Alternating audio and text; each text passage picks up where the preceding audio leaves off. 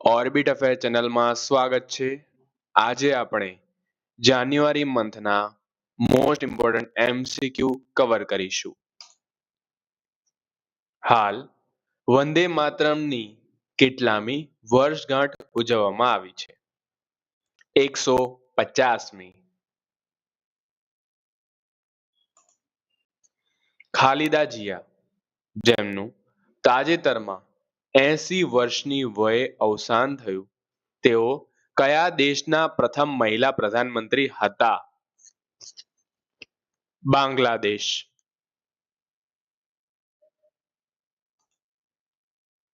કયો દેશ પરંપરાગત ડાક સેવા બંધ કરનાર વિશ્વનો પ્રથમ દેશ બન્યો છે? ડેનમાર્ક.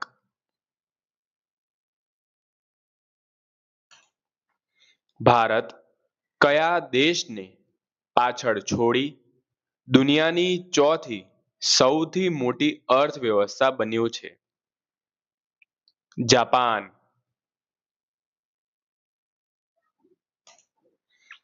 ઇફકો યુવા સાહિત્ય પુરસ્કાર કૃતિ હતી ઓર એ કિસાન માટે કોને આપવામાં આવ્યો છે? અંકિતા જૈન.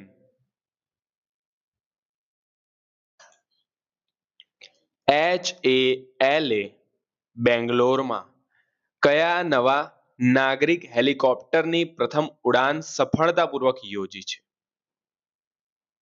ધ્રુવ NG. DRDO દ્વારા ઓડિશાના અબ્દુલ કલામ દ્વીપ પરથી કઈ સ્વદેશી બેલેસ્ટિક મિસાઇલના સતત 2 સફળ પરીક્ષણ કરવામાં આવ્યા છે? પ્રલય, જેની સ્ટ્રાઇક રેન્જ હતી 150 થી 500 કિલોમીટર. યાદ રાખજો, 2 સફળ પરીક્ષણ. પ્રલય. પશ્ચિમ બંગાળની પ્રથમ મહિલા મુખ્ય સચિવ તરીકે કોણે કાર્યભાર સંભાળ્યો છે? નંદિની ચક્રવર્તી.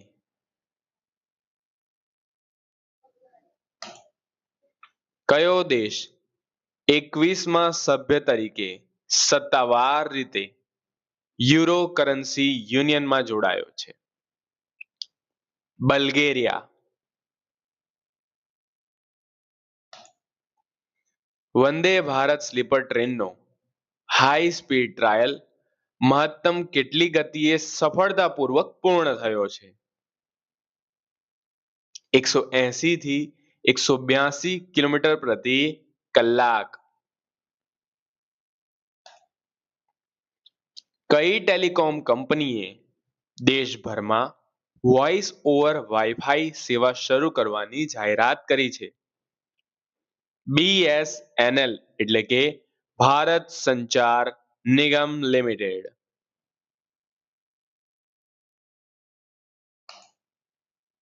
ગોવાના નવા જાહેર કરાયેલા ત્રીજા જિલ્લાનું નામ શું છે? કુશાવતી. વારંવાર પૂછાઈ શકે તેવો પ્રશ્ન છે, યાદ રાખજો. આગળ વધીએ. તાજેતરમાં બારામુના ઝેહાનપોરા ગામમાં 2000 વર્ષ જૂનું બૌદ્ધ સ્થળ મળી આવ્યું, જે કયા રાજ્યમાં સ્થિત છે? તે સ્થિત છે જમ્મુ કાશ્મીરમાં. 18 વર્ષની ઉંમરે બરફ પર સ્કેટિંગ કરીને દક્ષિણ ધ્રુવ સુધી પહોંચનાર સૌથી નાની ઉંમરની પ્રથમ ભારતીય મહિલા કોણ બની છે? કામખ્યા કાર્તિકેયન. 18 વર્ષ, બરફ પર સ્કેટિંગ, દક્ષિણ ધ્રુવ પર પહોંચનાર અને પાછી સૌથી નાની ઉંમરની ભારતીય મહિલા કામખ્યા કાર્તિકેયન.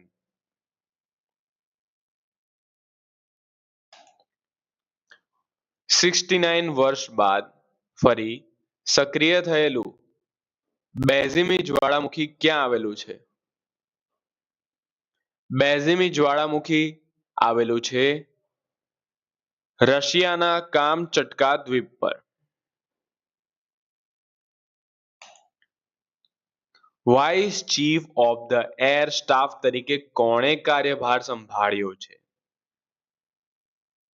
એર માર્શલ નાગેશ કપૂર.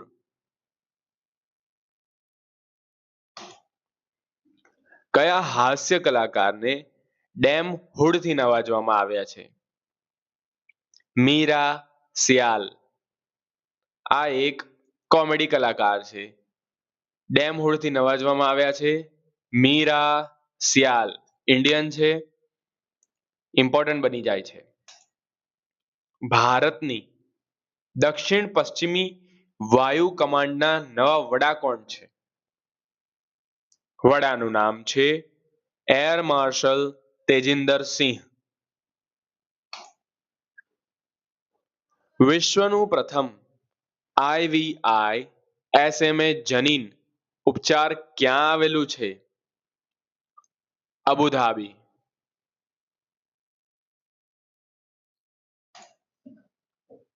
દૂરદર્શન સમાચારના મહાનિર્દેશક તરીકે કોણે પદભાર સંભાળ્યો છે? મમતા વર્મા. ભારતીય મહિલા હોકી ટીમના મુખ્ય કોચ તરીકે ફરીથી કોની નિમણૂક કરવામાં આવી છે? શોર્ડ મારિન, નેધરલેન્ડ. છેલ્લા 5 વર્ષોમાં જન્મ સમયે સૌથી વધુ લિંગાનુપાત 923 કયા રાજ્યમાં નોંધાયો છે? હરિયાણા. કુષાણ કાળના દુર્લભ સિક્કા કયા પ્રાચીન સ્થળથી મળી આવ્યા છે? હિસ્ટ્રીનો પ્રશ્ન બને છે, રિસેન્ટલી શોધાયું છે.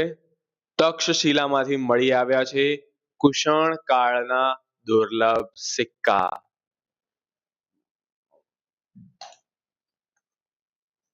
ખેલો ઇન્ડિયા બીચ ગેમ્સ 2026 નું આયોજન ક્યાં કરવામાં આવ્યું છે? ઘોઘલા બીચ, દીવ. દીવ તો યાદ રાખજો, બીચનું નામ પણ યાદ રાખજો. અને આ વખતે તેનો લોગો હતો ખેલ કે સિતારે, દીવ કે કિનારે. 68મી રાષ્ટ્રીય શૂટિંગ ચેમ્પિયનશિપમાં પુરુષોની 10 મીટર એર પિસ્તોલમાં ગોલ્ડ કોણે જીત્યું છે? ગોલ્ડ જીતનાર છે 68મી રાષ્ટ્રીય શૂટિંગ ચેમ્પિયનશિપમાં અજય કુમાર સેના. DRDO દ્વારા વિકસિત કઈ સબમરીન લોન્ચ બેલેસ્ટિક મિસાઇલનું સફળ પરીક્ષણ ટૂંક સમયમાં થવાનું છે? K6 missile. આ કેવી છે? સબમરીન લોન્ચ બેલેસ્ટિક મિસાઇલ જેની મારક ક્ષમતા છે 8000 કિલોમીટર. યાદ રાખજો, બેલેસ્ટિક મિસાઇલ પાછી સબમરીન પરથી લોન્ચ થઈ શકે તેવી. તેનું નામ છે K6 મિસાઇલ. કેન્દ્રીય મંત્રીમંડળે ભારતની 2027ની વસ્તી ગણતરી હાથ ધરવા માટે કેટલા કરોડ રૂપિયાના ખર્ચને મંજૂરી આપી છે? 11,718.24 કરોડ રૂપિયાની મંજૂરી આપી છે 2027ની વસ્તી ગણતરી હાથ ધરવા માટે. કઈ બે સંસ્થાઓ વચ્ચે શૈક્ષણિક સહયોગ માટે મંજૂરી આપવામાં આવી છે? ઇમ્પોર્ટન્ટ પ્રશ્ન બની જાય છે. પુતિન આવેલા ત્યારે defence institute of advance technology Pune અને national Tomsk state university Russia વચ્ચે કઈ કઈ છે? Defence institute of advance technology Pune અને national Tomsk state university Russia. Narendra મોદીએ રાજસ્થાનમાં પરમાણુ ઉર્જા પ્રોજેક્ટનો શિલાન્યાસ કેટલા કરોડ રૂપિયાના ખર્ચે કર્યો છે? 42,000 કરોડ. વન લાઇનર જોઈ લો, આવી શકે છે. યોજનાના પ્રશ્નો પૂછાતા હોય છે અને અભિયાનના પણ. સુગમ્ય ભારત અભિયાનને કેટલા વર્ષ પૂર્ણ થયા છે? 10 વર્ષ. અભિયાનની શરૂઆત ક્યારે થઈ હતી? 3 ડિસેમ્બર 2015. જાન્યુઆરી તોનો પ્રશ્ન નહોતો પણ ઇમ્પોર્ટન્ટ હતો તેથી કવર કર્યો છે. સુગમ્ય ભારત અભિયાન 10 વર્ષ પૂર્ણ. શરૂઆત થઈ હતી 2015માં.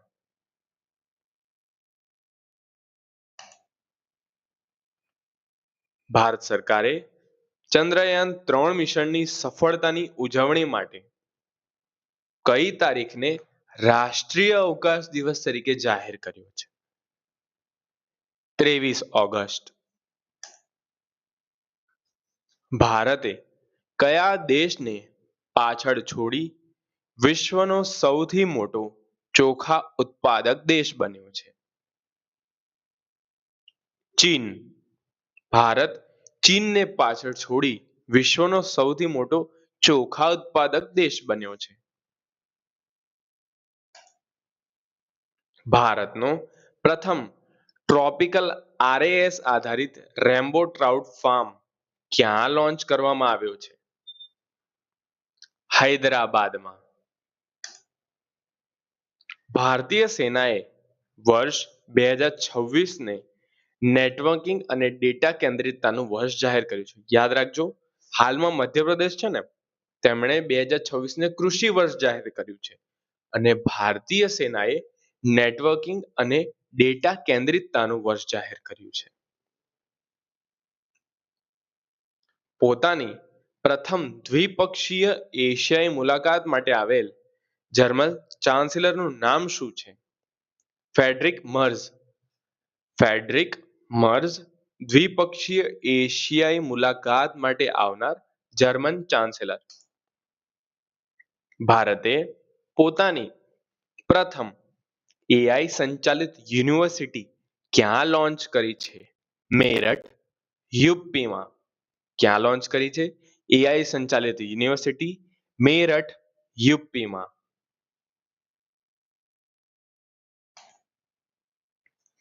કયા રાજ્યના મુખ્યમંત્રીએ નોલેજ સિટીનું બિંચ રાખ્યું છે? તમિલનાડુ.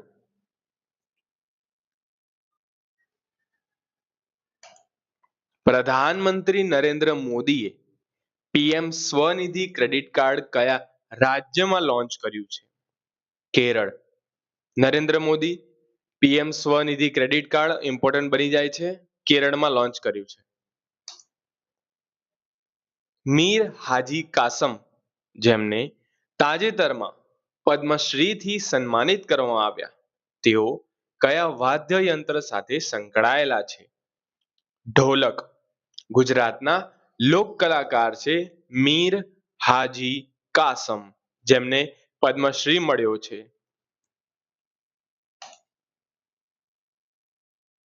બીજી ભારત અરબ વિદેશ મંત્રીઓની બેઠકની સહ અધ્યક્ષતા ભારત સાથે કયો દેશ કરશે? સંયુક્ત આરબ અમીરાત. 2026માં કયા ભારતીય ટેનિસ દિગ્ગજને પદ્મભૂષણથી સન્માનિત કરવામાં આવ્યા છે? ભારતીય ટેનિસમાં દિગ્ગજનું નામ હતું વિજય અમૃતરાજ, જેમને પદ્મભૂષણથી સન્માનિત કરવામાં આવ્યા છે. ભારતનું પ્રથમ ઇન્ટિગ્રેટેડ પ્રાઇવેટ સેટેલાઇટ ઉત્પાદન યુનિટ ગુજરાતમાં કઈ જગ્યાએ સ્થાપવામાં આવી રહ્યું છે? સાણંદના ખોરજ ખાતે અજિસ્ટા સ્પેસ દ્વારા. ક્યાં? સાણંદમાં. જિલ્લાનું નામ છે ખોરજ ખાતે. અજિસ્ટા સ્પેસ દ્વારા. વિશ્વ રક્તપિત્ત દિવસ ક્યારે મનાવવામાં આવ્યો? મનાવવામાં આવ્યો 25 જાન્યુઆરીના રોજ. 77મી ગણતંત્ર દિવસ પરેડ વિષય શું હતો? આ વખતે 77મી ગણતંત્ર દિવસ પરેડનો વિષય હતો વંદે માતરમના 150 વર્ષ. સ્મૃતિ લેખ ધ ફ્લાવર બિયર્સની લેખિકા કોણ છે? Rachel Eliza Griffiths. ફ્લાવર બિયર્સની લેખિકા છે રેચલ એલિઝા ગ્રિફિથ્સ. જમ્મુ કાશ્મીરમાં પ્રથમ વખત કયા પ્રાણીની નવી જાત શોધાઈ છે? હેજહોગ, અને તે જાતનું નામ છે બ્રાન્ટ. 21 જાન્યુઆરીએ ત્રિપુરા, મણિપુર અને મેઘાલયનો સ્થાપના દિવસ ઉજવાયો હતો. 21 જાન્યુઆરી ત્રિપુરા, મણિપુર અને મેઘાલયનો સ્થાપના દિવસ. વર્લ્ડ કરાટે સિરીઝમાં પદક જીતનાર પ્રથમ ભારતીય મહિલા કોણ બની છે? અલીશા ચૌધરી, કાંસ્ય પદક. ધ અધાર મોહન પુસ્તકના લેખક કોણ છે? અમૃતા શાહ. ઇન્ડિયા પાવર સમિટનું આયોજન ક્યાં થશે? નવી દિલ્હી, યશોભૂમિ.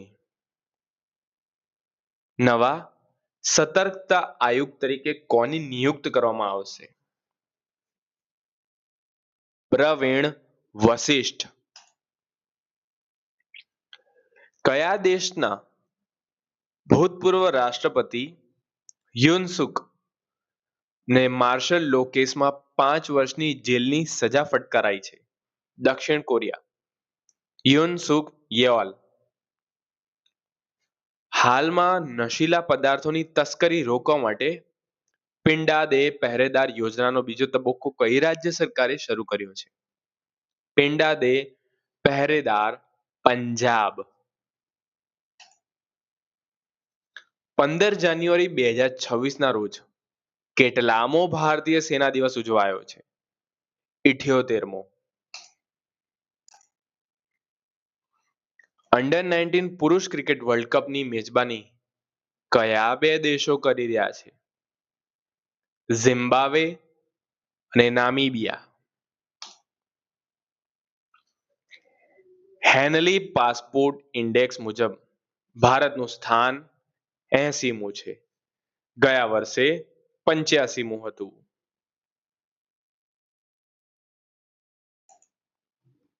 દિલ્હી યુનિવર્સિટીમાં નશામુક્ત કેમ્પસ અભિયાન કોણે શરૂ કર્યું છે?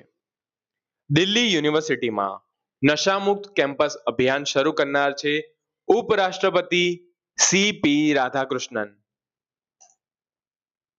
ભારતના કયા પ્રાદેશિક ગ્રામીણ બેંકે દેશની પ્રથમ સૌર ઉર્જાલિત સંચાલિત મોબાઈલ એટીએમ વેન લોન્ચ કરી છે?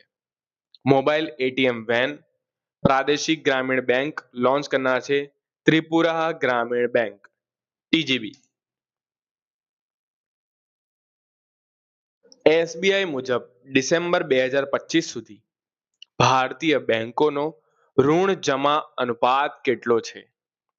82%.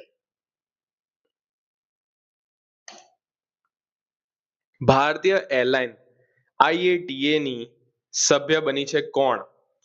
રિસેન્ટમાં આઈએટીએ એટલે કે આંતરરાષ્ટ્રીય વાયુ પરિવહન સંઘની સભ્ય બની છે આકાશા એર. નવી એરલાઇન્સ છે. 2026 ને કૃષક કલ્યાણ વર્ષ તરીકે જાહેર કર્યું છે મધ્યપ્રદેશ એ. Tata steel chess India blitz open ખિતાબ જીતનાર છે વેસ્લી લો. યાદ રાખજો, Tata steel chess India blitz ઓપનનો ખિતાબ જીતનાર બન્યા છે વેસ્લી સો. વેસ્લી સો. પાકિસ્તાન અને અમેરિકાએ તાજેતરમાં પંજાબ પ્રાંતમાં કયો સંયુક્ત આતંકવાદ વિરોધી અભ્યાસ શરૂ કર્યો છે? Inspired gambit 2026. Inspired gambit 2026. Digital banking સુરક્ષા વધારવા માટે કયા બેંકે સેફટી સેન્ટર શરૂ કર્યું છે? ડિજિટલ બેન્કિંગ સુરક્ષા વધારવા માટે એક્સિસ બેંકે સેફટી સેન્ટર શરૂ કર્યું છે? મહિલા હોકી ઇન્ડિયા લીગના બીજા સંસ્કરણના ફાઇનલની યજમાની કયું શહેર કરી રહ્યું છે? રાંચી. આ હતા જાન્યુઆરીના most important monthly current affair. Video પસંદ આવ્યો તો લાઈક કરજો, સબસ્ક્રાઇબ કરજો, શેર કરજો. ધન્યવાદ.